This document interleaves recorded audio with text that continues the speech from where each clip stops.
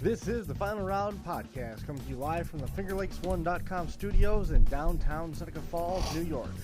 And now your host, Chris Marquardt. Good afternoon, good evening. Welcome to the Final Round Podcast. This is episode number 8 of the Final Round. Got a fun show on deck today. I was looking forward to this one as we got a little bit closer to the date coming together. We had to wrestle a little bit to make it work, but thankfully, South Butler and Stealth Dragway joining us for the evening. Randy Schweitz joining us here, Racin Randy, and the new announcer at South Butler, a personality that you've probably heard about on any number of Rochester area radio stations. Now that the cards fall the way that they did, Racin Randy Salerno. Guys, welcome to the show. Glad you could make it in. Glad to be here. Thanks for having us. I'm interested to learn more about South Butler. It's in Savannah. It's a track that had a lot of history. It was a quarter-mile track years ago. The track closed there for, it was 25 years, almost 30 years at one point when it was dormant and it fell into some disrepair. But nonetheless, as it came back, you guys have got a pretty neat program out there running the 10th mile, and it's right in that wheelhouse of nostalgia. There's no heavy muscle or anything like that that's going with it. It's really just going out and running for fun. Yeah, that's basically what they wanted to do to keep it that way. Mostly the older cars. Keep that nostalgia theme to it. And at the same time, you try to bring the younger crowd. A lot of the kids are more into the import tuner cars and stuff like that. So what you want to do is try to bring the younger kids in, get them more hooked into some of the muscle cars that they could still buy. I mean, some of the muscle cars have gone out of whack, but you could still buy some cars, fix them up, drive them. We even get some real race cars out there to test and tune sometimes, so that's pretty cool. So, I mean, the track started back in the late 50s, right? It was around back then with the Jacksons, right? Yes. And then the Warwicks took over from there. Well, actually, it was the Kings took over after Paul Jackson. Took it, yes. They ran it for a while. Then it shut down, like around 77, I believe, in that era. So, I mean, what ran out there then? Was it just match racing, just stuff like heads-up racing? Was there NHRA? There was classes back then. There was classes back then because my father-in-law told me that when he's raced out there, he's ran different classes with whatever car he happened to own at the time. My father raced out there with my father had a 55 Chevy. He raced out there, and he said he never won anything, but he blew a lot of parts up, he said. But my father-in-law said it. In fact, my father-in-law said at one time he had a Torino that he ran right off to the end of the track because the throttle stuck wide open, and he ended up running right off the track, and he said, yep, that was the muddiest that car ever got. So I heard you guys were talking a little bit about some of the stuff that you want to do there. This is a lot of heart that makes this track work more than it is money and budget and finances. You got 4 races mapped out for this year, and you're not out there racing for money, not out there racing for points. There's no championships, there's no trophies. It's genuinely just a fun, almost a club atmosphere track where there's 3 divisions. You show up with something, we'll find some place for you to go, and you race heads up off the tree. Yeah, and we get people that want to race each other once in a while, just to have fun, and it's just always fun. You never know what you're going to see. I mean, we've had 50s station wagons there, stock old station wagons run. That we've had full-blown race cars out there. And so you never know what you're going to see, but it's pretty cool when you see stuff come out there. I mean, we have one guy that comes out with the like a T-bucket. I know last year he had carburation system. This year he's putting a supercharger on it. So he's after the mile an hour. The record out there, I think, is 111 miles an hour. Actually, they were in the pros. They ran 113. 113, or even a little better. He's out to assault that. He wants to beat that. Yeah. So, but it's all for fun, and it's just you never know what you're going to get. It's really fun to see. We were talking a little bit before the show started about Richard Petty and some of the contacts with NASCAR, and you were talking about some of the purchases that you and over at the company were making and stuff. Jason Oldfield, who's joining us on the hotline because we've got the guest in studio, a bit of a role reversal for Jason. Jason's typically helped me as a co-host. He's got some connections with that and with the Motown Missile and some of the classic name cars that we're talking about. A couple episodes back, we were talking about the cars that had name recognition, and now that sort of has gone by the wayside. And it was funny that we hit on that topic because one of the cars that you remembered from out there at South Butler was the Macon Bacon car. Yep, the Make and Bake car years ago was out there. My father told me something. My father first took me out there. I was maybe 2 or 3 at the most when he first took me out. And I don't remember a lot, but I remember my father's cars running. He had a Pontiac at one time too. He ran out there. Yeah. And what gets me to see the old cars with the names on them. That's the most fun. Those are nostalgia.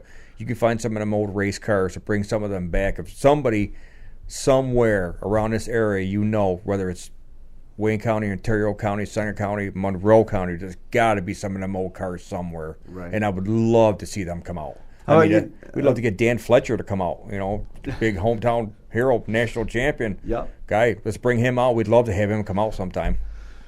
What do you think, Jason? I mean, you're hearing a little bit of that conversation, picking up on one of the topics that we hit there a couple weeks back about the cars with the names and the personalities that went with it. Are any of those cars in your travels, are they still out there? And even if they're in different iterations or different paint schemes on them, are they still out there? Oh, they're definitely still out there. There's no doubt about that. Some of them, I've heard stories about some of them that have just gotten put in storage and have basically been sitting there for 20, 30, 40 years. But obviously there's lots of other ones that have gone and been, painted over and made into, bracket cars essentially. So they're definitely still out there.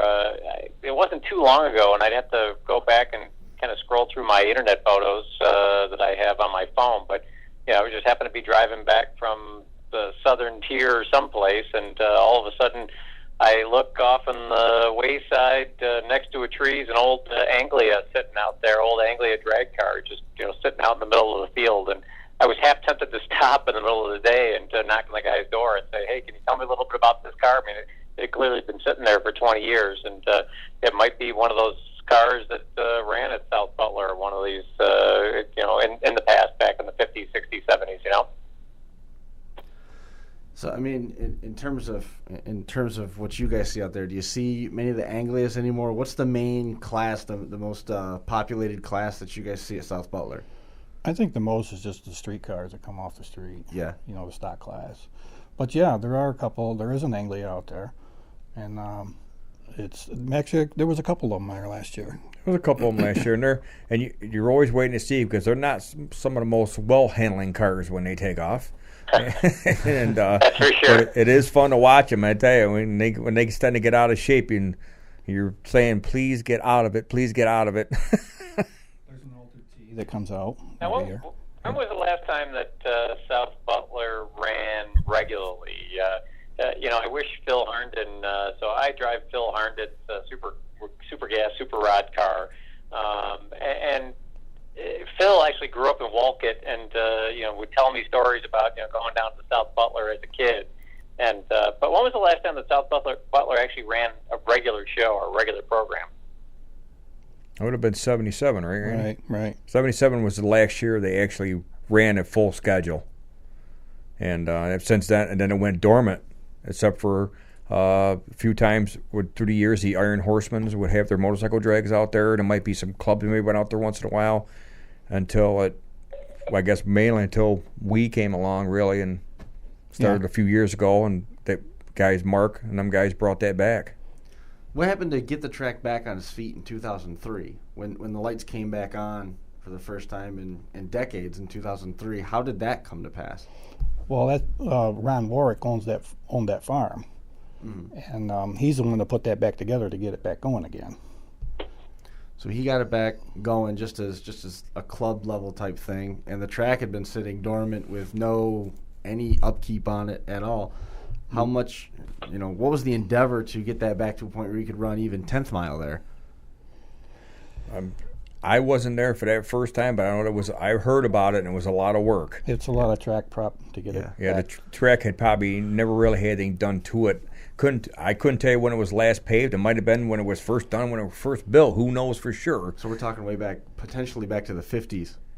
Maybe 50s or 60s at the latest, I'm guessing. Yeah, absolutely. This is no prep track. When you come there to race, we don't try to make sure it's clean. We don't put the glue down like you do at the national events or other bigger tracks such as Empire. It's just show up and run. We tell people to please walk the track if you've never been there, so you can check it all out yourself. And and go from there. And you never know what's going to happen, but you hope it's, maybe nothing bad happened out there. We did have a car go in a cornfield last year once. You did have one get there? One car got in a cornfield. How'd that go over? The driver wasn't too happy. He was kind of a little upset with us, but we just said, well, you went that way. And if he'd have gotten out of the gas, he wouldn't have ended up in the cornfield. Yeah. Yeah, and I guess I will say, there's a couple of things I wanted to touch on. Number one, it is important for people to understand that that you guys are running as a no prep track. So for any of the guys out there that are watching Street Outlaws, essentially these days, that's the kind of track that these guys want to run at, right? There's no glue, all the rest of it. It's who can get down this track the best that they possibly can without any track prep. And tuning your vehicle is a really a big part of that that a lot of people don't really understand. And I have to say that drag racers in general, and I can't talk about the circle track guys. Maybe you could touch on this, Chris. But drag racers have really become spoiled with regards to track prep. And I've heard many times people bitch about the track prep out at Empire or Lancaster or any place else. And at the end of the day, the track condition is part of the variable that you have to tune for. And now, granted, nobody wants to go down a dangerous track, and or it's very difficult, obviously, when you're tuning for a track that is track prepped and now it's raining and you're sending cars down the track. But if you have a marginal surface, well, then if you know that going in, then part of your plan essentially has to be to try and tune your car and tune your chassis so that you can get down a marginal racetrack, and that's just the way it goes. And like I said, we've become spoiled over the fact that for the most part we know that the thing is we call it the track having teeth. The track has teeth, and you can go out there and basically throw anything you want at it, and your car's going to hook. Well, that's not what you guys are trying to do. No, absolutely not. You even wouldn't want to prep it because you're only going to go so fast on that track as it is now. It's very old. It's very limited to what you can run on there. And the whole idea is just to go out there and just have fun. And, like I said, we got pro cars doing 113 in the 10th mile, and that's really no more. You don't want to go any faster than that on that track. Now, you said this is a 10th mile track, correct? Yeah. That's what they're running it as right now, yes. Yeah. It was originally, when it was first built, was a quarter-mile racetrack. And it's showing its age. It's quarter mile you would not want to do today on that track. No. So you're running 10th miles, so at that point you basically have an 8th mile of extra shutdown, plus what did you have before for shutdown when the track was quarter mile? Was that cornfield? Another quarter mile shutdown? No, that was about an 8th mile shutdown. About an 8th mile shutdown. And like I said, my father-in-law ended up at the end of it in the cornfield in the mud because he's throttle stuck, and he said it was not happy having to tow it out of the mud, and that was back in the 70s. So. Okay. So but you're running a track nowadays, all right, so we realize it might be a little long in the tooth and not as nice as it was when it was first built, but at the same point in time, you're running 10th mile, and you got a full, at least a full quarter mile plus a shutdown area. So, 113 miles an hour, that's certainly very fast, but you should have plenty of room to shut down and get the car stopped before the end. Yeah, there is now. There's definitely a lot of that to do. So even if you're having some kind of a problem with your throttle stick, you can shut the car off and stop. One of the other charms of this track is how close you can get to the track when the racing's happening. Yes, you can stand right there as long as you're behind the guardrail. You can be right there. Which is really neat. It is neat. On top of it. Exactly. And it's easy to get to. It's got the track has its own Facebook page. You can jump online, find it, South Butler Nostalgia Dragway. It's right on Butler Conquest Road in Savannah. Provision is that anything racing there, it has to be older than 1988. Correct.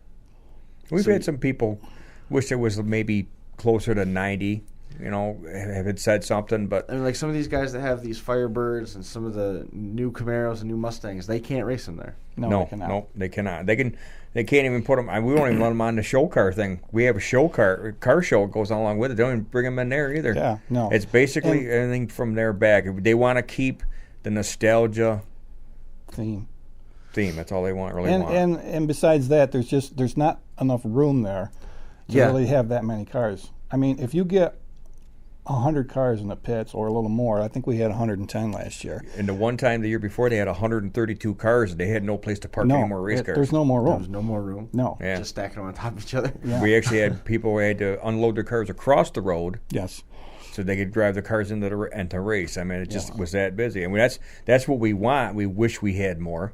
Sure. Well, everybody wishes they had more. I mean, is there any means of expanding or doing renovations or trying to get more in the pit area? Is it something that you'd even remotely consider doing, given you've got a nice 4-race schedule? You're running once a month from June through the end of September. Is it something that you're endeavoring to do? Do you want to get bigger, or is what you've got working? There's no reason to change anything if it's not broken. There's really not a whole lot of real estate available to do that. Now on the spectator side, we do have some land that we can get cleared out and expand that somewhat and get more people on the spectator side. But on the pit side, I mean, we're out of room. That's it. Yeah. And there really isn't too much room for expansion. So, who has to oversee the upkeep in terms of? I mean, you still have to walk the track. You still have to make sure the lawn's mowed. You still have to take care of all the in between operations at the facility. Who's responsible for all that stuff? That's where the club comes in, and everybody volunteers and goes out and helps and does what they need to do. The show car area that you were talking about, it's only $5 to bring in a cruising car. Spectators, it's only $5 to get in. Kids under 12 are free. Drag car with a driver, it's $20, and then if you want to get into the pits to see that, it's $20. The prices aren't out of hand, and no, it's very reasonable. It's really neat, Randy was talking, Racin Randy was talking before the show about being excited to get out there and the cars he likes to see. And he's trying to decide which Mustang he wants to own. We all know that it's going to be a Fox body because if it's anything newer, he can't even bring it on the ground. Right. But he's also into the Chryslers and stuff. And you started talking about the things that I like hearing about, those mid-'60s Dodges and Plymouths. Oh, they're my favorite. I swoon every time I see one. We ask my wife, if I see one and we go to a car show and I see one, she can't find me, I'm gone. I'm all over that car. I mean, that's been my favorite for years. I don't care if it's a wedge car, if it's a Hemi car. I still even want the push button shifter, and I want the push button on the dash. That's right. What I want. Those are my favorite cars. And most of the good ones are out of my. I'm never going to own one. You see the old, aluminum body, the big Hemi race cars that came out. Right. But there's a gentleman in Newark that drives one to Tom Walls there in a car show. He drives it to the car show. It's a blue one. It looks like a sleeper. And I love that car. Yeah. And my wife, you look at that car, I could spend hours in this car, honey. It's just the way it is. I mean, I'm a big Ford guy too, and my wife is a Ford. She likes most Mustangs, but she wants a American Graffiti yellow Ford coupe. She wants one of those. But she says, I want a motor with a blower on it. She want a little more engine, she says. But Jason's all GM, and it can almost get narrowed down to being all Corvette, right? Well, yeah, I won't even say that. I mean, I certainly have a real affinity for the the Tri-5 Chevys, the 55, 57 Chevys. I mean, that's probably, aside from the early Corvettes, those are probably my next favorite cars. But I really like the early Novas.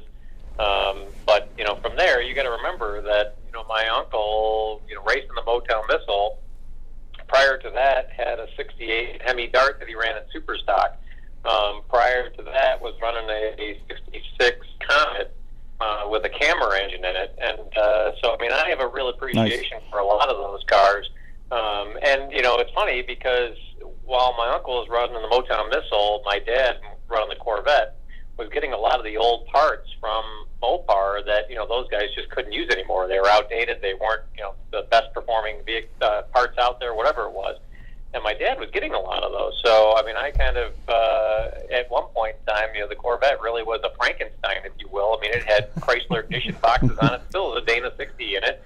So, I mean, yeah, there's plenty of Mopar and Fords to go around for myself as well that I can certainly appreciate. Jason, was the Motown Missile, was that the Pro Stacker? Yes, that was the Pro Stock car. Was it the Black Duster? The short story, and I'm not going to bore everybody with it tonight, but the short story is my uncle ran the Good Guys Hemi Dart in '68 and '69, and then he was asked to basically drive the Motown Missile in '70 when NHRA came up with the idea for Pro Stock, and he moved to Michigan, Spihar built the Motown Missile. That was the Challenger in 70 and 71. He was the original driver for the Motown Missile. At the end of 70, basically Chrysler, it was a factory-backed car, essentially. Chrysler came and said, hey, you know what, we really want to get somebody else in the driver's seat because we don't think this guy's any good because he keeps blowing up our torque flight transmissions. And so that's when they went out and got Don Carlton. Don Carlton drove the car once in a test session, came back, said, if you want me to drive, you're putting a 4-speed in this car, end of story. And they buckled, and then Carlton drove the car from 71 through 73. Was that car still, that was the black, the car was black, right?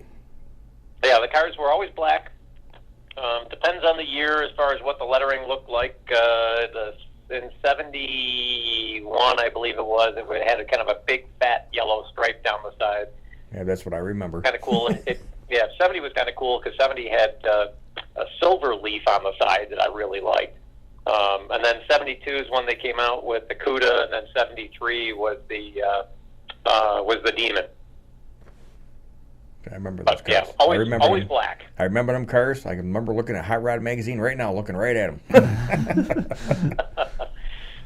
Yeah, it was. I wish I mentioned this to Chris before. I wish I was older to a certain extent, just because of the fact that I really missed out on that. I was too young to really remember any of that. And by the time Don Carlton was killed in the 70s, at that point, the whole team kind of disbanded, and nobody really wanted to know anything about it until probably a good 15 years later. And I'm guessing that probably a whole lot of that was just the whole healing process of watching your friend get killed in the race car. So.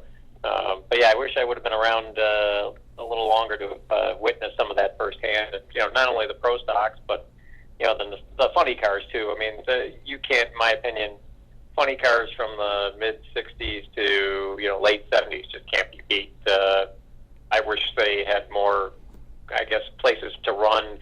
Brought them back, got rid of the funny cars of today at NHRA National Events, and ran more nostalgic funny cars because I just love those cars. Now, what do you do you miss the old gassers like the Stones, Woods, and Cook cars? You miss all those? Oh, yeah. I mean, I missed all of those, exactly. Yeah, those were all before my time, unfortunately. I can certainly appreciate them. I know all the cars and kind of the history behind all of them, but, yeah, I never got a chance to see any of them run. The gassers that really I've got to see run are really all the gasser series that have come back just recently, like the gasser racing series and stuff like that. That was one of the questions I was going to have for you guys was that, have you guys ever thought about potentially trying to invite the Gasser Racing Series or one of the kind of the local Gasser series out to your track and have them run out there, or if nothing else, maybe just have them come out and show their cars if you felt like, they weren't appropriate for the track itself. Randy's looking at Randy, and then Randy's looking at Randy. If I remember right, didn't we talk about that at one of the meetings? Yes. We did talk about the Gasser cars, believe it or not. I believe there was a gentleman there at one of the meetings that has one, if I remember right. Yes. And so it's something we would definitely do. Absolutely. We would do it. You just have to remember the hardest part about this whole deal, and it's not the hardest part, but we're just a certain few people. We got to get this back up and running, and we want to make sure we can accommodate them the way they should be accommodated, as well as everybody else that brings their cars there. We've had some talks with the folks with the Gas Racing Series. We want to have them on, and then on the programming side of things, coming back to the missile conversation that we were having, we're also talking about trying to track down Ted Spihar and Joe Pappas at some point to have those guys on, because it's something that it's everybody likes that conversation and that era of drag racing. Every time we come on, at some point we end up getting into that riff, talking about that stuff, and the gassers. We had a chance. Jason and I were talking a little bit about the gassers when we were at the Empire Banquet here a couple weeks back, and we want to have those guys on the show as well. Would you talk about trying to get it back on its feet and the direction that you want to go with things? There's no room for expansion, but there's always room for track improvements and amenities and stands and et cetera for the actual racing experience for the drivers on the track and the fan experience for the guys that are standing there on the sidelines watching the action. What is the ultimate goal? Where do you want South Butler Nostalgia Dragway to get to? At this point, you got a 4-year schedule. Are you looking at running more frequently? You're looking at inviting other divisions in so that you can run, have almost like the series come through and host those events. What's the goal? Where are you headed with it? Randy, you're going to take that one because you know, you've been doing this longer than I have. I think the ultimate goal would be get some new pavement down. That would be the ultimate goal. So we could really Yeah. I'm not, Yeah. truthfully, what I could tell with the meetings that I've been to this year, that we always want to make it better. It's just how long it's going to take us to do it. Only running 4 events, and it's more. Money's got to be tight. I mean, I can't imagine that you got people tripping over themselves to offer up sponsor help, right? Well, right. I've been chasing Friendly Ford, who I work for, and Friendly Dodge. Now, it's the first time I went to the first meeting this year, and of course, they've never had anybody sponsor the lanes. And I said, well, do you want me to get the lane sponsors? They just kind of looked at me. So I went to work the next day. I talked to Jeff McKee, the general manager at Friendly Ford. I walked up to him and said, Jeff, I got a proposition for you. Explained about what was going on, about sponsoring the lanes. I was 30 seconds in. He says, okay, we'll do it.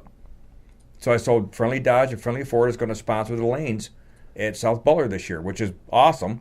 And luckily we do sell high-performance Mustangs. We sell Salines and Shelbys, and now we're going to be Richard Petty Mustangs we're going to be selling.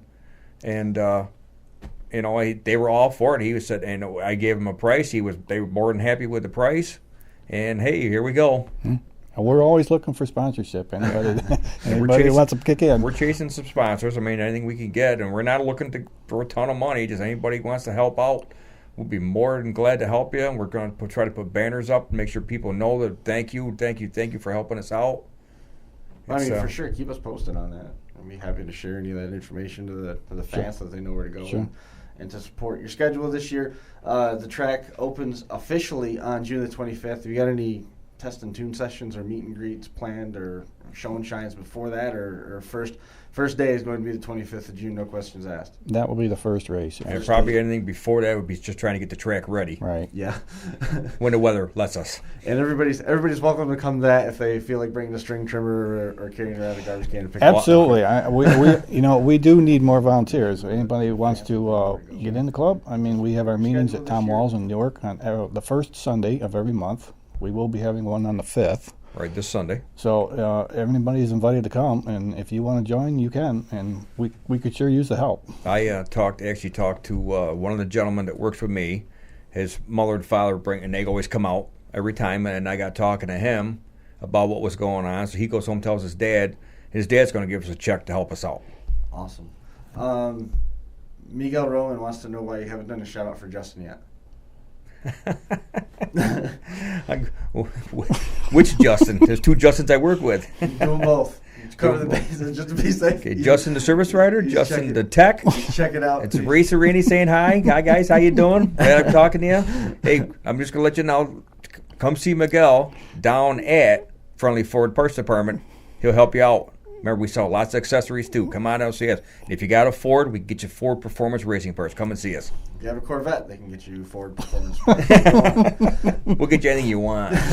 June 25th, again, that's opening date. July the 2nd is the rain date. Schedule's going to pick up again a month later on July the 30th with a rain date of the 6th of August. August the 27th will be the third event with a rain date of Labor Day weekend, September 3rd. And then September the 24th will be the season ender with a rain date of October the 1st. Tech opens early, 7 o'clock in the morning. Yes. Yeah. Imagine if Tech opens at 7, guess what time we got to be there? Yeah. Not interested. You guys can. The spectator gates open up at 9 o'clock. That's more my speed. And then racing starts 9 o'clock. Okay. And you'll be surprised how many people are still coming through Tech as racing starts, believe sure. me. We actually have people keep rolling in all day. So, I mean, there's not necessarily a program. You just line up and you get to do passes all day. And once you pay your pit pass, you get to run as many passes you can get through. You have $20. You can run if you want to run 3. You run a 130. You can run. Well, you can't argue with that. Well, heck no, Randy. I don't know if you ran a car there. No, I'm looking to buy a car. I got to get something for my wife to run. I got to let her run down there. So forget my father-in-law. If they had one more year, 89. My father-in-law's got a Fox Mustang, but it's an 89, so I can't run it there. You don't know anybody that could? Oh, I know some people I could probably get a car from. Well, I figured you didn't know anybody that could help make that car in 1988. Well, I could, but that's my father-in-law, one of his babies, and I'm not going to do that to him. This year we actually are running 4 races where previously in the last 4 years we've only run 3. So we've extended that. July is always like a very busy month. You got the Nationals. You got a lot going on. But we did feel that at the end of the month there wasn't a whole lot going on and we could slip another one in. So it'll be 4 this year instead of 3. And that's all on Sundays? All on Sundays. All on Sundays. Yeah. And there is a rain date the following week. And I've already warned him. I said, please do not let that last Sunday, the July race, don't let it rain on that Sunday because the following weekend I'll be at Watkins Glen. you know. Oh yeah. I will be at Watkins. So. And you're still doing the guest spots with Bill Moran. Yep, 95.1 in Rochester. Bill Moran. I'm over there now. Still doing it, having a lot of fun. John DiTullio, who I finally met last summer for the first time, he'd never met me, so I happened to go see him. He was over at the John Deere place in Hall, and I happened to take a nice 675 horse Roush Mustang with me over there to have him check out, and he was like really impressed. He liked that. So I met him, and I've known Bill for years. He's been to my house. I've been to his house, and I still do my NASCAR stuff with him. The round I never realized you were into the drag racing stuff too. Oh, a lot of people don't Empire, know that. Right? You were the announcer at Empire at some point. I did some announcing at Empire, and now I'm going to be doing just South Butler. And I've always been a huge drag. Not a lot of people know. I mean, they know I collect NASCAR diecast. They'd really be surprised at all the dragsters and funny cars and pro stock drag diecasts that I actually have. Really? I have. A lot of people don't know that I collect all that stuff. So, and I'm huge into it. And I can talk and I follow. Your wife's big into NASCAR. Does she follow drag racing? She's a huge drag racing fan. So how great would it be if Casey Kane got in a dragster? Oh my God. Well, she's not his favorite anymore. Now she's into Kyle Busch. But she still likes Casey. Don't get me wrong. Either one, she would love Casey. But I'll tell you right now, she loves John Force's daughter Courtney. She loves Brittany. She wanted to meet Ashley so bad in a funny car. I have all their diecasts of all 3 of them. I have them, make sure they have them. And I have a granddaughter who is 6 that absolutely loves women race car drivers. So, when there's as soon as you show her Courtney Force, she's going to win today. Right. I'm all done with that. And don't ask me about Danica with her. Oh, my God. So, it's always fun. It's always racing at the Salerno household all the time. It's racing full time just about. What's the cross section at South Butler? Do you get many women racers there? Oh, yeah. We have women drivers there. Oh, yes. Yeah. Oh, yeah, absolutely. And they're all welcome. If they want to. I don't care if they want to race. I'll tell you right now, how many ladies, I'm sure there's an old lady with Pasadena somewhere with one of them Dodges wants to bring it down and race it at South Butler. I'm telling you right now. There's got to be one around here somewhere. Well, that whole, oh my gosh, it's a woman racing. It's so, I don't know. I feel like it's played out. It's just it's another competitor. She can hold her own. You look at so many women that have found success. The whole, I don't know. I don't want that whole, there's a woman driving the car to be, a backhanded compliment. You know what I mean? You're right. No, and it's not fair to them. It's really not fair to them because I'm telling you right now, there's probably some women that are better drivers than some of the men. It's not. There's no ifs, ands, or buts about it. It's not 1950 anymore. No, look at Shirley Muldown, like what she did. She paved the way, and she did it right, and she went through a lot of crap to get where she did. She really did. But look what she done. Look what she has done. Women still look up to her, and they should. My wife, I never thought my wife, until I went for a ride with my wife in her Mustang one time, and I said, I better hang on here. I had to make sure my seatbelts were tightened up. She was ready to go. So, seatbelts are required at South Butler, by the way. Yes, I know. Big bold letters right here. There used to be some of the cars that didn't have seatbelts. Now we're going to require them in each car. Mm-hmm. What kind of tree do you run there? Just a regular pro tree, pretty much. Yeah. And do you have what's the timing system that you're running? Well, not really sure because we're going to have to get up a new one this year. Yeah, that's in the works right now. Actually, we got to work with a tree and a timing system. We're going to have to work on both. So that's one of the things we're going to have to work on. So you're trying to figure out which way to go with it? Yeah, I guess. And it's not really, I'd say, money's what we want to get the best thing we can get that we know it's going to last. We don't want to buy something that's going to last a couple years. We want to buy something that's going to last that we know we don't have any problems with. Not a bad decision. And we have to get a new PA system and everything and all that. Just, we want to make it right. It's going to be growing pains. When did you guys formally take over? It wasn't in '03 because that was when the track first started taking over. When did you guys get the keys and be able to go in the direction that you wanted to go? Well, the club formed 4 years ago. We started in 2013. It was 2013. Yeah. And then this year there's a turnover in leadership, but it's basically the same club, just extending it. Right. Jason, you've never had the chance to get out there, have you? No, I've actually never been out there.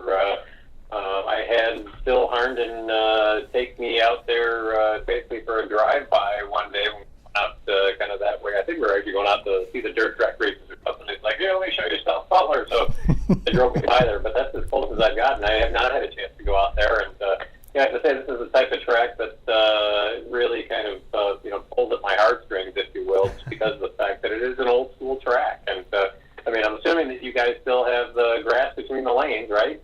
Yes. Oh, yes, it's still there, yeah. And I tell you, you can't really see much when you go by, can you? No, you can't. No, if you were to drive by and you didn't know what you were looking for, you would certainly drive right by it.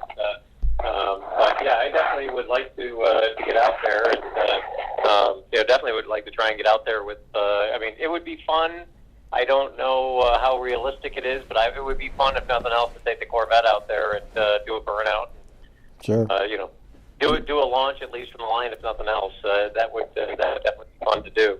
I guess one question that I had, regarding the club. So you said the club, kind of started 4 years ago. What's the mission of the club? Because the club, I think, again, it's funny because this track again kind of goes back to the old school roots. I mean, most of the drag strips that kind of appeared, let's call it back in the mid 50s, early 60s, they were run by clubs.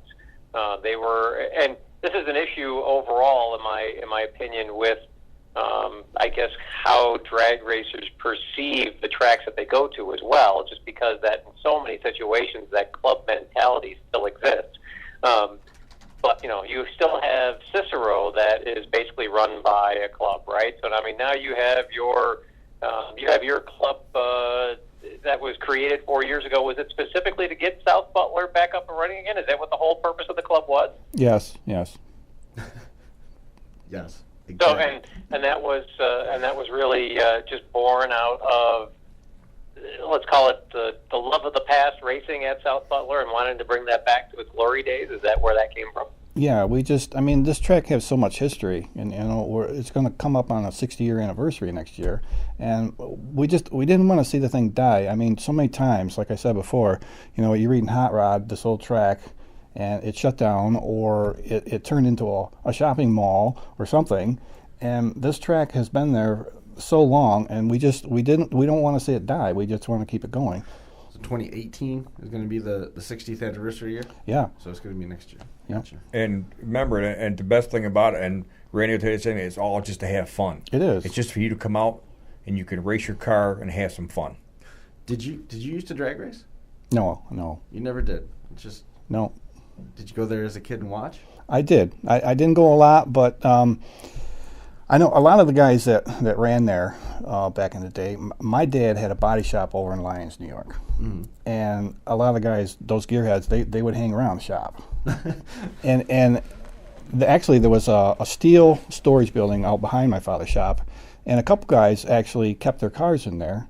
And one was John Pagliatti, who had the Chevy 2, and he bought the car from Dwayne Goodman. Mm-hmm.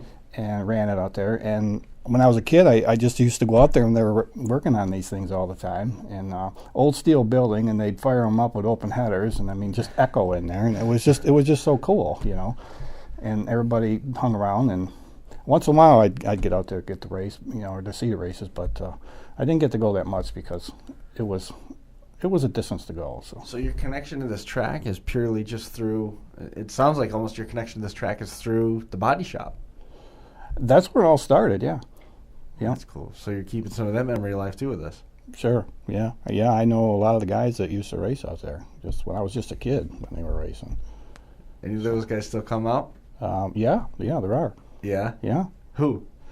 Well, you got Larry Perry comes out, and Pagliatti, has he been? John Pagliatti. He's actually being a tech inspector now. Yeah. Out there, yeah. How much tech inspecting is there to do? I mean, you've only got 3 classes. It's pretty loose. It would seem, because of the wide array of street cars and race cars, the cross section you get. How much tech is actually done? Well, for one thing, we don't allow no nitrous. There's no power adders, like no nitrous. I mean, it could be supercharged, it could be turbocharged, but there's no nitrous whatsoever. We've all seen what nitrous fires do if you watch on TV, what a hit does. So we don't want. There's none of that whatsoever. Got to make sure cars have seat belts. Make sure they're attached. When some Make guys sure the seat belts are attached to something. It's not just make sure they just land there. Yeah, you might want to look at some of the pro cars and maybe some of the mock cars. Make sure they have a drive shaft loop on them, so if they happen to break a universal joint, stuff like that, and make sure there's not stuff you're going to get hurt. Something not going to fly around, hit you in the head if something should happen. And we require helmets on a certain car, for certain guys to drive. It's just trying to be a basic, and the tech inspectors know what they want to look for. They've done it before. They know exactly what they're looking for. So, I don't think we've ever really tossed anybody out, but I don't think we've had anybody not race either. But I know they're real close to watch. I have to make sure it's right. We don't want nobody hurt. It's mostly a safety thing. Yeah. Just make sure all the safety. I mean, it's logical. It's a club setting. You're going to need to. You want to make sure that safety aspect is satisfied. But I didn't know if you're going through and doing crazy stuff like puffing engines. Oh no. It's a run what you're brawling. Just don't bring the nitrous. We're not that technical. No, just want to make sure it's safe. You do have to have a fire extinguisher in the car too, but. Yeah. Jason was talking about bringing the Corvette out, and it's funny. Jason's missing one key piece of that. Making that happen, he needs to get a trailer in the worst way. Jason, we can find you a trailer. Believe me, we'll find you a trailer. He's shaking his head right now. He doesn't want to talk about it. We will make sure. I got a buddy who went over to a trailer. We'll get you out there. See, look at that. You're making friends. We're getting you a trailer. We're making you go there. I would say, if nothing else, I actually just posted on Facebook. I posted links on my page to the South Butler Nostalgia Dragway Facebook page and the Western New York Drag Racing page as well. And posted a comment and basically said that I need to get out there this year and if nothing else, at least for watch one of the days. So just because again, it really is going to be a throwback, if you will. And I know what's going to happen if I go out there. I'm definitely going to be like, man, I want to take my car down a historic drag strip like this and just go have some fun. And I guess along those lines, 2 questions, I guess, from a competitor's standpoint. So number one, from a rig standpoint, I mean, I don't know. To my knowledge, I guess the pits are all grass. There is that a fair statement? That's a fair statement. So as long as the ground is fairly firm, we didn't get any massive rains or anything like that. You shouldn't have any problem with being able to hold somebody that comes out with their truck and enclosed trailer, right? No, that's a lot of people do that too, and it's I mean, last year we were very very fortunate. All 3 races it was bone dry. I mean, we had a great year. Yeah, we don't want to see anybody get stuck in the mud. No, that's no fun. Maybe at the end, but not. Yeah, there's no doubt. And I have to say, I've certainly been at the premier tracks, if you will. And you couldn't see me, but I was doing the quotes, the air quotes in my office here. I've been at premier tracks and been stuck in the mud, and so I mean, it happens at the best places. But the other thing too is like, so it's $20 to race to enter there. When you go there, you don't race. You're not running specific categories, right? I mean, so this is really just, let's call it open time runs, if you will, or grudge racing between cars. You decide to call somebody out, type of thing. There's 3 classes. There's stock class, then there's a mod class, and then there's a pro class. Oh, there is. Okay. Yeah. But you could pretty much run if you want to race somebody. It's no big deal. Line them up and run. Yeah, at the end of the day, we kind of let anybody just run anybody. If there's somebody with a street car wants to go up against a mod or a pro, they can. But most of the time, we keep the classes pretty much, the way they are, just so we can get the cars through because we just let them go. And so that said, being that you have 3 different classes, and I'm assuming that you actually run eliminations then as well. Nope, just run. No. There's no points. There's no eliminations. It's just you run, and you can hook up with another guy that you want to run against, we'll line you up so that you get the two together. I mean, it's just race. Okay. And I guess, have you ever thought about doing something like that? Even if it was something like let's call it a Chicago-style eliminator, or hey, where the club is going to award a trophy to the car that it deems is the best performer of the day, or something like that. Just something little, if you will, to give away to the drivers. You ever considered anything like that? We kind of threw that around a little bit this year to see maybe in the future we would do something like that. Yeah. We might. I mean, that's something I think right now we did talk maybe about doing something maybe, but I didn't say like maybe just some trophies. But I can't tell you it's going to be maybe top speed of the day, or maybe best appearing car, something like that. But we did talk about maybe best reaction time too, something like that. Just to if you put elements of competition, such as an award on the backside or a performance-based recognition like that, does it take away some of the relaxed, fun atmosphere that comes with the track? It probably would to a degree, yeah. I believe it would. Yeah, we just wanted people to come out and have fun. We want people to come out and just race. And with our tech specs the way they are, I mean, we're not going through these cars with a fine-tooth comb, right. So somebody can slip something in. And we've even had mod cars in the street class, which we knew they were mod cars, There's no way. I mean, they're running on the street, but they're not stock cars. So, right. So. Interesting. Yeah, that's why I was kind of thinking like, let's call it, club's choice or something like that. That because obviously you don't necessarily, on a no prep track, you don't necessarily want guys going out there trying to rotate the earth to go home with a trophy at the end of the day. But if you had a club's choice type of trophy, it's like, all right, every week we're not going to tell you what our criteria every week is, but once a month we're going to award a trophy, and it's going to be put up for the members of the club that are there that weekend, and we're going to vote on it, and we're going to award the trophy to whichever car it is that we deem the best in the class, and whatever that is. Maybe it's the cleanest, maybe it's the best performing, maybe it's the guy who happened to show up to all 4 events that year. Who knows? I guess along those lines, I quite wonder, is that insurance? I mean, is that a huge issue for you guys from a cost standpoint? The insurance is the most expensive thing. Yeah, insurance is a big factor. Now, operating as a club without any competition-based things, so to say, be it performance awards, be it brackets, be it divisions, whatever, does that also give you a bit of an advantage on having to pay less in terms of insurance because it's just exhibition and there's no competitive drive and thus the premium changes? Well, it was pretty much required to have a club to even get the insurance. I see. So it sounds like then it would be the same either way, whether you're running brackets on time or running eliminator brackets or just running whatever series wants to come through at that time. It's going to be this much to have insurance on the grounds regardless. Yes. Yeah. I know. If I remember right, the first payment is the big part of it, and then we had to have so much for that just one day to run. Right. So that's a big factor in the whole deal too. I know it was quite a bit of money. An idea on your insurance is working a lot away some of the promoters that I work with. If without getting too specific in your details, while there's a live camera pointed at you, but I kind of got an idea how your insurance is working, and you have one, and then you can have a bit of a schedule behind that. And, sure. Yeah, and it's just like I say, we want to make sure there's some insurance there, and it's required to have it. So yeah. We hate to, I just and that's where a lot of the rules come in place too. Is comes from the insurance. Mm-hmm.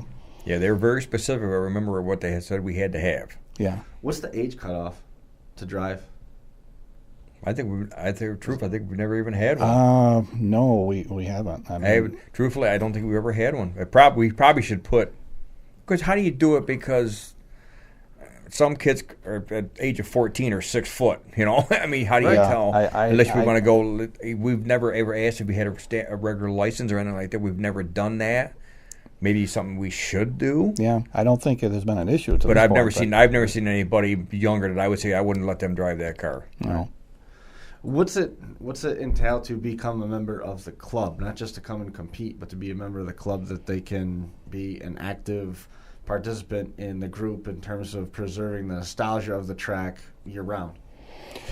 Just show up to the meeting, introduce yourself, and you're That's in. it. Yeah, that's it. Basically, There's no dues or anything. Just come and say I want to be part of the club and volunteer your time. Yeah. Well, I'll tell you the truth. How I got pretty much, I went to the things, and my father-in-law had put money and stuff, and I would just go. And then last year, I got a phone call from my father-in-law rapidly saying, "You need to call this person right now." So I call him, and he come to find out if you do some announcing for us, maybe this year, for sure next year, blah, blah, blah. And I said, okay, not a problem. And I've been in ever since. Yeah. There's no initiation to go There's through. no initiation, just show up. Just show up. In fact, to the first meeting, as I walked in, I was a couple minutes late to the first meeting this year for the whole new thing. And I come walking through the door, and the gentleman running says, "And here's our new announcer." And before I could even get to where we had to be. So South Butler and the South Dragway doesn't have any black skull ceremony that happens in the back room with Knights Templar or anything like that. No, nothing like that. No. Absolutely nothing. No. No. You won't have to eat no baked potatoes with mushrooms in them, right? You're allergic to mushrooms. Nothing like that. That's too. You gotta say we also have if we have a car show. The car show, we get some pretty cool looking cars out there. We also have a swap meet. Vendors come out with swap meet. And the South Butler Fire Department usually handles all the food. And we always have an ice cream truck. Nice. So believe me, that's nice. Some of them days last year, I made sure I visited the ice cream truck a few times last year. And we have Renee from Go Dogs Go in the pits with her hot dog wagon in there too to take care of the pit side. So very nice. We're set with the food. That's cool. What didn't we hit on? I mean, I know we bounced around and just kind of took it free form. What didn't we hit on that you wanted to make sure that you got in here before we got out of here? I know in just a few minutes we're going to be turning things over to Jim at Finger Lakes 1. He's live with a doubleheader basketball program on Finger Lakes 1. So when we get out of here right at the top of the hour, we're going to be kicking over to local high school basketball coverage. But was there anything that you wanted to make sure that we got in? Oh, just come out and have a good time. Yeah, have fun. If you got a car from 1988 or older, bring it out. And all we ask, and everything we really make sure we ask, if it has nitrous on it, don't even bring the bottles. Leave them home. Yeah. We don't want to see them, and if we do find it, you will be asked to leave. If we even see you anywhere near the car. And if it's in the truck, okay, but if it's in the car, there's going to be a problem. Yeah, if you want to compare like our track to Empire, I'd say there's two similarities. One, they're both drag strips, and two, they're out in the middle of nowhere. And after that, the similarities are gone. Yeah, we're right in the middle, right? Two cornfields, right? We're right in the middle of the cornfield. We're surrounded by cornfields. And like Jay said, you drove by, he couldn't hardly see anything, and then when the vegetation grows up, you don't even notice the drag strip. First time I ever went out there, because I hadn't been out there since I was a kid, all I did was listen. How can I find this? And I said, wait a minute. I'll roll down my window with the AC off. Oh, there it is. I heard the noise. Okay, go this way. So, in terms of action at the track, if somebody wanted to come and watch, is it pretty consistent? I mean, are we talking about cars going down the track all day? And at what point do things cut off? I mean, it seems like with... Well, we run from 9 o'clock till noon. Then we take like a 1 hour break for everybody to get something to eat, and then back at 1 o'clock, and then we just go until nobody wants to race anymore. Wow. And so, I mean, it could be 2, 3, 4 o'clock. I mean... So people gradually just kind of... Yeah, I mean, by about 3 o'clock, it's really winding down. It's they're ready to go, so... But you get to see a lot of cars run. Yeah. And just believe it or not, I've seen a car come in at 1 o'clock. There's no downtime on the track. It's just people are just constantly making passes. That's neat. Yeah. Just at lunchtime. Just at lunchtime. The only time from like noon to 1 we'll take a break. Yeah. Unless something happens where somebody's got to get towed or something happens on the track, we got to pick it up. That's kind of thing. But no, it's constant. I mean, it's just as soon as one class is done, the next one comes up and you go. No downtime, plenty of action, 1988 and older. And I see the ultra wheelbase car. How many of them actually run out there? I haven't seen one there yet. There is one, yeah. Oh, wait a minute. That's right, the girl with the Dodge. Is it the girl? Yeah, she came out, didn't she? Yeah. That's right, I forgot about it. She came out, and she was fast. Yeah. Let me tell you, she was going for the track record. She didn't quite make it, but she was trying. And there's an old Alter T that comes out, too, and he runs. That's that would be Mr. Pullen's car. Yeah. He's the one that's going from the carburetors to putting the supercharger on it this year. Right. He wants that track speed record. And I know you hit it earlier. What was the speed record that's there? 113. I believe it's 113. I can't It's remember if it's 111 or 113. No, but it it's was right definitely there. that Dodge pickup was doing 113. Yeah, that's fast for a 10th. Dodge pickup. What kind of Dodge pickup? It was an old Dodge Pro setup. Yeah, it's a pro setup. It's a race car. Yeah. Full size Dodge then? Full size Dodge Full pickup. size, yeah. Short box It's pickup. like a short box, yeah. So blocky, but man, they. Oh can yeah, move. this truck hauls. Oh, yeah. It's purple, and let me tell you, it's It's a blur, fast. purple blur when it It's goes by. very fast. Even at that short track, and he's consistent with it every time. He's very consistent with the truck. Jason, what else have you got going on here in the next couple of weeks? You need me to come out and do some maintenance out at South Butler? Yeah, That's you're welcome to come. We want you there. Yeah, I was going to say one thing I was wondering about is that is there any information on the Facebook page about the club meetings and stuff like that? Where Yeah. would somebody find out about what's going on if they wanted to get involved with the track itself and the club? Yes, go to the Facebook webpage. We might come up with another webpage, but that's in the works too. in terms of an internet presence. Yeah. How long have you guys just been working off of Facebook? Since you took over, did you ever have a function? That was just this year. Prior to this, we did have a Facebook page. Plus, we had on a regular website page. Yeah. And we had a forum, and we had the weather tab on it, and all kinds of stuff. But you've done away with the website. And We just did that strictly one, done yeah. Social media. Yeah. It works, man.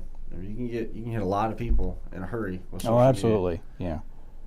Yeah, it's amazing. And I checked it out the other day, and a lot of people that I check a couple of days, and I'll check it again, and see a lot more people looking at stuff.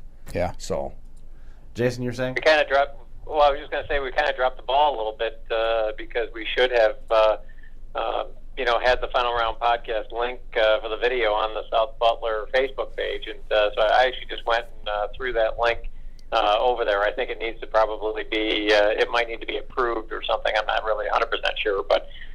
Because obviously anybody that likes the South Butler Dragway Facebook page would probably be interested in hearing what what these guys have to say. So it's like I said, we kind of dropped the ball a little bit there. So sorry about that, guys. But one question that I had about the cars themselves that run out there. So I mean, we have this 1988 and older. Is that a rolling year? So that next year, 2018, it's going to be 1989 and older. Or how was 1988 chosen? No, I don't know where they came up with that, but it just was the cutoff point, and it's not gonna. I doubt it's gonna go any newer. yeah, I don't see it coming. Like I said, my follow has a 1989 Mustang 5-liter that he would love to run out there, but unfortunately he can't, and he's all right with it. I say you just have to change a couple fascias or something, maybe. Yeah, you put a different grill in, you're all set. Yeah, knowing him, my father-in-law is 73 years old, and let me tell you something. Wouldn't be surprised if he bought a 68 Mustang that had something in it to go roll. Believe me, I wouldn't put it past him. Why not? Yeah. Right? I know I'm definitely looking forward to. Like I said, I'm definitely looking forward to going out there and watching at least if nothing else this year. And who knows if the needle gets stuck in, I just might have to haul the race car out there. The first time he's going to be there, he's going to be on the phone. Get my car here now. I can hear it now. You'll have to let us know when you come. Yep. Make sure you come look for either one of us Randys, and we'll give you the tour and make sure you have a good time. They've got a loaner 1986 Ford Escort that you can take for a pass. Well, I have to say another thing too. I mean, we've talked about Chris and I have talked about here, and I know we're running short on time. But Chris and I have talked about doing some live broadcasts. I could definitely see where it would be interesting potentially to try and do a live broadcast from South Butler, depending upon what you guys got going on. That would be awesome. That would be neat. absolutely be awesome. I've been One trying of to the get. reasons I didn't bring that up yet is because I've got to be in succession in Utah, Pennsylvania, and Western New York on the days that it coincides with the schedule. We got to look at the schedule a little bit closer before we go that route. It's it certainly is something that's well within the realm of possibility. I'm more than willing to try and make that happen, especially given it's right in Savannah. We got to check signal strength and things like that. But if we can make something align, I'm definitely interested in trying to make it work. Well, we'd love to have you guys come out. That would be great. You'll have a good time.